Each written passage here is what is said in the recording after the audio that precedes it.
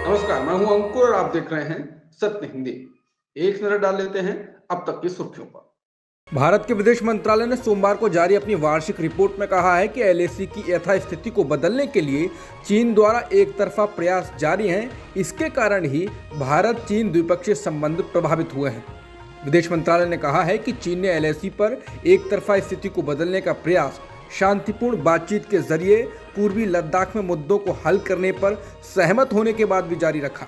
Report में कहा गया कि इन कोशिशों को भारतीय सेना की ओर से उचित जवाब दिया गया है। विदेश मंत्रालय की 2022 की सालाना रिपोर्ट में कहा गया है कि भारत के चीन के साथ रिश्ते जटिल हैं। दोनों ही पक्ष सीमा से जुड़े बचे हुए आखिरी विवादों के निपटारे के लिए सहमत हैं और मानते हैं कि सीमावर्ती इलाकों में शांति जरूरी है और द्विपक्षीय संबंधों के विकास के लिए यह जरूरी है। अमेरिकी संस्था फ्रीडम हाउस की वार्षिक रिपोर्ट में भारत को लगातार तीसरे साल आंशिक रूप से स्वतंत्र देश का दर्जा दिया गया है। रिपोर्ट में यह भी कहा गया है कि भारत में लोकतंत्र अपनी जमीन खो रहा है। रिपोर्ट में कहा गया है कि चिंता की बात यह है कि भारत सहित कुछ स्वतंत्र देश नीचे की ओर जा रहे हैं, जिसे 2 साल पहले आंशिक रूप से स्वतंत्र किया गया था, जबकि भारत को 2018, 19 और 2020 में स्वतंत्र देश का दर्जा दिया गया था, जिसके बाद इसके स्कोर में गिरावट आई है। इस वर्ष की वैश्विक स्वतंत्रता रैंकिंग में भारत को पिछले साल के बराबर ही 100 में से 66 अंक मिले हैं। बता दें, फ्रीडम इन द वर्ल्ड एक सालाना वैश्विक रिपोर्ट है जिसमें दुनिया भर के देशों में राजनीतिक और नागरिक स्वतंत्रता का आकलन किया जाता है। दुनिया में होने वाले आर्म्स डील पर नजर रखने वाले स्वीडन स्थित Stockholm International Peace Research Institute की रिपोर्ट में कहा गया है कि भारत दुनिया में सबसे ज्यादा हथियार खरीदने वाला देश है। रिपोर्ट में कहा गया है कि दुनिया में कुल हथियारों के आयात में भारत की हिस्सेदारी 11% है और साल 2018 से 2022 के बीच भारत ने सबसे ज्यादा हथियार खरीदे। रिपोर्ट में कहा गया है कि भारत 2018 से 2022 तक रूसी हथियारों के निर्यात का सबसे बड़ा बाजार था। रूस द्वारा कुल निर्यात किए गए हथियारों में से 31% भारत ने आयात किए। हालांकि 2013 से 2017 की अवधि की तुलना में भारत में रूसी हथियारों के निर्यात में 37% की गिरावट आई है। वहीं पिछले साल रूस के आक्रमण के बाद यूक्रेन दुनिया का तीसरा सबसे बड़ा हथियार आयातक बनकर उभरा है। आंकड़ों के अनुसार हथियारों के 5 सबसे बड़े निर्यातक यानी हथियार बेचने वाले देश के रूप में अमेरिका, रूस, फ्रांस, चीन और जर्मनी हैं। अकेले इन 5 देशों ने 2018 से 2022 के बीच दुनिया में हथियारों का 76% हिस्सा बेचा है। अडानी मुद्दे पर कांग्रेस नेताओं और कार्यकर्ताओं ने सोमवार 13 मार्च को देश भर में प्रदर्शन किया। ज्यादातर प्रदर्शन राज्यों की राजधानियों में आयोजित किए गए। उत्तराखंड और चंडीगढ़ में राज्य के बजट सत्र के पहले दिन कांग्रेस कार्यकर्ताओं ने झंडे लहराए और केंद्र के खिलाफ नारे लगाए। मध्य प्रदेश और गुजरात में भी पार्टी कार्यकर्ता अडानी हिंडनबर्ग विवाद को लेकर केंद्र के विरोध में सड़कों पर उतरे। कांग्रेस सांसद दीपेंद्र हुड्डा ने कहा, आज कांग्रेस पार्टी ने हर राज्य के राजभवन पर विरोध प्रदर्शन किया है। हम अडानी मामले की जांच की मांग करते हैं। राहुल गांधी ने इस मुद्दे को संसद में रखा और जेपीसी की मांग की है। बता दें, अन्य विपक्षी दलों के साथ कांग्रेस हिंडनबर्ग रिसर्च द्वारा अडानी ग्रुप की रिपोर्ट की संयुक्त संसदीय समिति यानी जेपीसी की जांच की मांग कर रही है।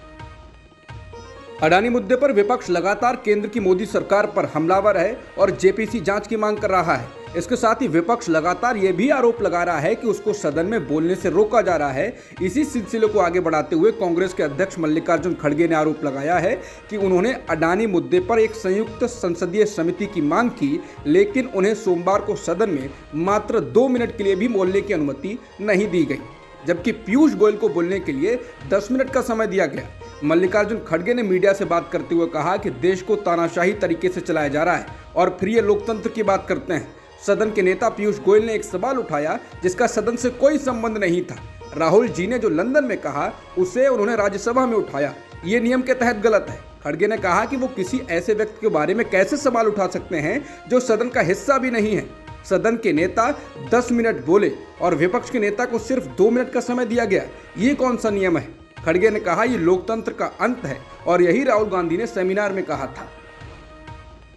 लोकसभा शुरू होते ही आज 13 मार्च को हंगामा हो गया और भारी शोरगुल के बीच लोकसभा की कार्यवाही पहले 2 बजे तक और बाद में कल मंगलवार तक के लिए स्थगित कर दी गई। बीजेपी ने कांग्रेस नेता राहुल गांधी से लंदन में दिए गए भाषण को लेकर भारतीय संसद और लोकतंत्र का कथित रूप से अपमान करने के लिए माफी मांगने की मांग की, जिसके बाद फिर कांग्रेस सांसदों ने भी नारेबाजी शुरू की। शोर बढ़ता गया तो स्पीकर ने कार्यवाही स्थगित करने की घोषणा कर दी। संसद जैसे ही 2 बजे फिर बैठी तो बीजेपी सांसदों ने फिर से राहुल गांधी की माफी की मांग की। इस पर कांग्रेस की ओर से जवाब दिया गया।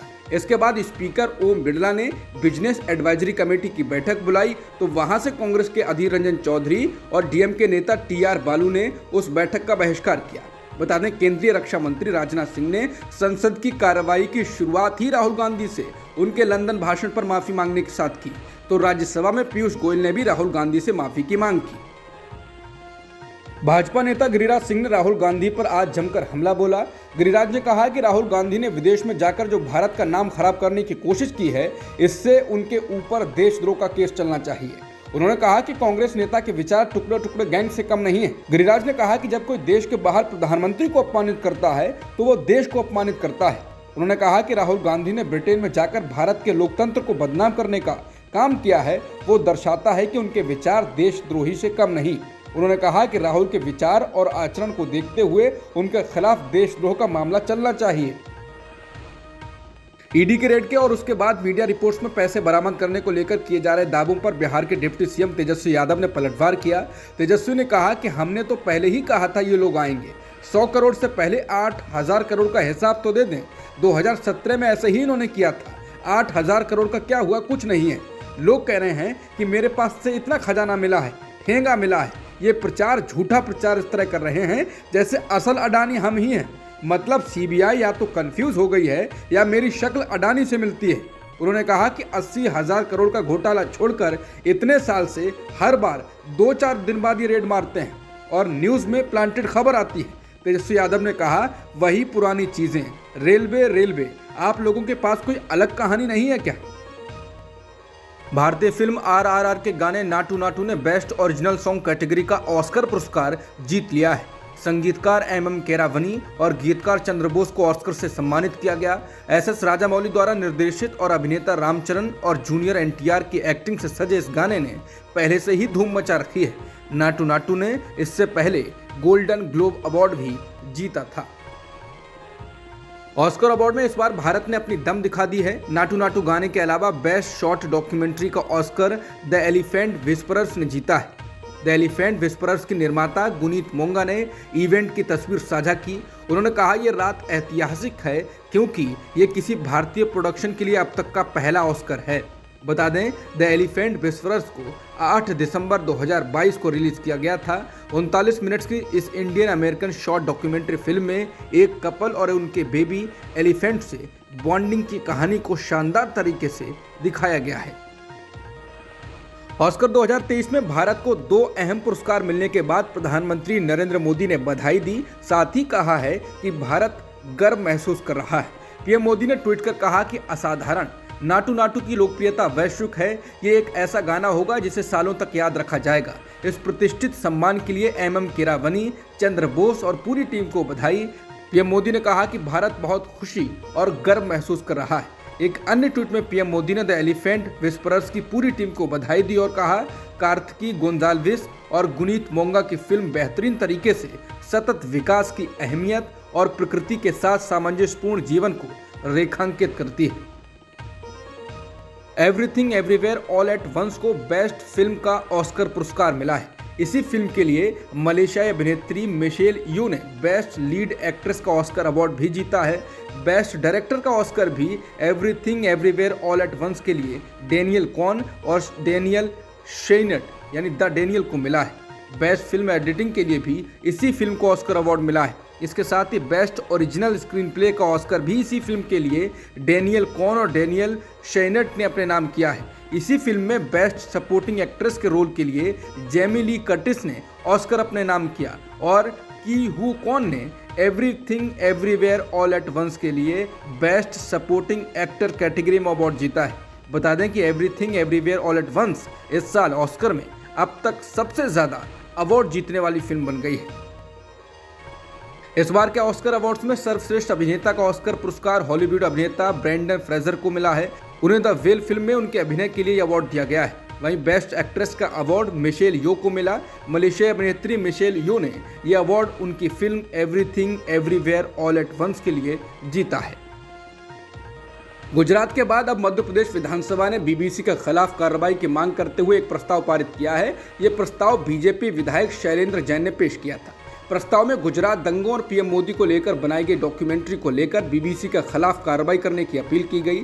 वहीं इस बीबीसी की डॉक्यूमेंट्री को लेकर मध्य प्रदेश के मुख्यमंत्री शिवराज सिंह चौहान ने कहा है, ये भारत की संप्रभुता और संविधान पर हमला है। भारत को बदनाम करने का बीबीसी ने जो प्रयास किया है वो निंदनीय है और इसके लिए कार्रवाई होनी चाहिए। बता दें, इससे पहले गुजरात विधानसभा में भी प्रस्ताव पारित किया गया है और बीबीसी के खिलाफ कड़ी कार्रवाई की मांग की गई। इससे पहले बीबीसी के दिल्ली और मुंबई दफ्तरों पर इनकम टैक्स विभाग के अधिकारियों ने तलाशी ली थी, जिसकी गूंज अंतर्राष्ट्रीय स्तर तक पहुंची थी। इसके बाद भी अब अलग अलग बीजेपी शासित राज्य बीबीसी के खिलाफ कार्रवाई करने वाले प्रस्ताव पारित करने लगे हैं। सुप्रीम कोर्ट ने सोमवार को कहा है कि समलैंगिक विवाह को मान्यता देने की मांग वाली याचिकाओं पर अब 5 न्यायाधीशों की संविधान पीठ सुनवाई करेगी। सीजीआई के नेतृत्व वाली सुप्रीम कोर्ट की बेंच ने निर्देश दिया कि 18 अप्रैल से होने वाली इस सुनवाई की लाइव स्ट्रीमिंग सुप्रीम कोर्ट की वेबसाइट और यूट्यूब पर होगी। सुप्रीम कोर्ट का यह फैसला तब आया है जब एक दिन पहले ही केंद्र ने याचिकाओं का विरोध किया है। उसने सुप्रीम कोर्ट को बताया है कि भारतीय वैधानिक और व्यक्तिगत कानून में विवाह की कानूनी समझ है कि केवल एक पुरुष और महिला के बीच ही विवाह हो।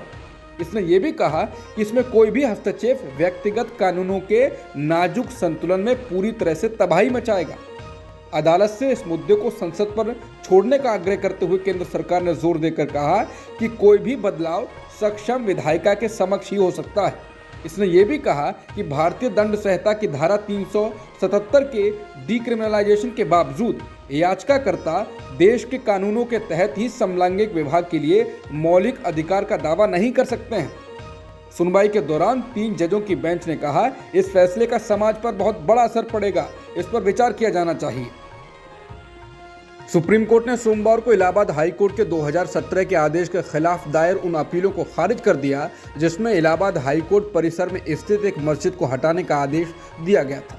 जस्टिस एमआर शाह और जस्टिस सीटी रविकुमार की बेंच ने वक्फ मस्जिद हाई कोर्ट और उत्तर प्रदेश सुन्नी सेंट्रल वक्फ बोर्ड द्वारा दायर विशेष याचिकाओं को खारिज करते हुए याचिकाकर्ताओं को इलाहाबाद हाई कोर्ट परिसर से मस्जिद हटाने के लिए 3 महीने का समय दिया। याचिकाकर्ताओं को वैकल्पिक भूमि के लिए उत्तर प्रदेश सरकार को आवेदन देने की अनुमति देते हुए सुप्रीम कोर्ट ने कहा, याचिकाकर्ता अगर 3 महीने की समय सीमा का पालन करने में विफल रहते हैं तो अधिकारी मस्जिद को वहां से हटा या ध्वस्त कर सकते हैं। वहीं मस्जिद प्रबंधन समिति की ओर से पेश हुए सीनियर एडवोकेट कपिल सिब्बल ने कहा कि मस्जिद 1950 के दशक से वहां है और उसे कहीं और दूसरी जगह ले जाने के लिए नहीं कहा जा सकता। कपिल सिब्बल ने कहा कि 2017 में सरकार बदलने के साथ ही सब कुछ बदल गया। नई सरकार बनने के 10 दिन बाद ही एक जनहित याचिका दायर की जाती है। हमें किसी दूसरे वैकल्पिक स्थान पर स्थानांतरित करने में कोई समस्या नहीं है, वो बस हमें दूसरी जगह दे दें।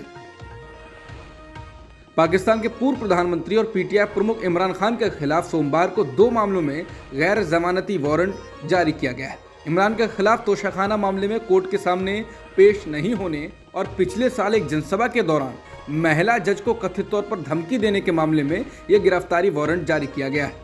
कोर्ट ने तोशाखाना मामले में उन्हें 18 मार्च को और जज को धमकी देने के मामले में इमरान को 21 मार्च को अदालत में पेश करने का निर्देश दिया है। आंध्र प्रदेश के पूर्व मुख्यमंत्री और कांग्रेस नेता किरण कुमार रेड्डी ने रविवार की शाम कांग्रेस की प्राथमिक सदस्यता से इस्तीफा दे दिया है। सूत्रों के अनुसार अब वो बीजेपी में शामिल हो सकते हैं। बीजेपी में शामिल होने से पहले उन्होंने पार्टी के सामने शर्त रखी है कि उन्हें राष्ट्रीय राजधानी महत्वपूर्ण भूमिका दी जाएगी, उसके बाद ही वो पार्टी में शामिल होंगे। बता दें, एन किरण कुमार रेड्डी 2010 से 2014 तक अविभाजित आंध्र प्रदेश के मुख्यमंत्री थे। 2014 में आंध्र प्रदेश के विभाजन के विरोध में उन्होंने अपने पद से इस्तीफा दे दिया था। पद छोड़ने के साथ ही उन्होंने कांग्रेस से भी इस्तीफा देकर अपनी अलग पार्टी जय समाज के आंध्र का गठन किया। 2014 का लोकसभा चुनाव भी उन्होंने अपनी पार्टी से ही लड़ा, लेकिन बुरी तरह से हार गए। उसके बाद 2018 में वो फिर वापस कांग्रेस में लौट आए और रविवार को उन्होंने एक बार फिर से अपनी पार्टी छोड़ दी है। भारत और ऑस्ट्रेलिया के बीच खेला गया बॉर्डर गावस्कर सीरीज का चौथा और आखिरी मैच ड्रॉ हो गया। इसके साथ ही भारत ने सीरीज को 2-1 से अपने नाम कर लिया। मुकाबले में पहले बल्लेबाजी करते हुए ऑस्ट्रेलिया ने 480 रन बनाए। इसके जवाब में भारत ने 571 रन बनाए। दूसरी पारी में मैच खत्म होने तक ऑस्ट्रेलिया ने 2 विकेट के नुकसान पर 175 रन बनाए। इसके कारण मैच बराबरी पर खत्म हुआ। अब ये दोनों ही टीमें वर्ल्ड टेस्ट चैंपियनशिप के फाइनल मुकाबले में 7 जून को आमने सामने होंगी।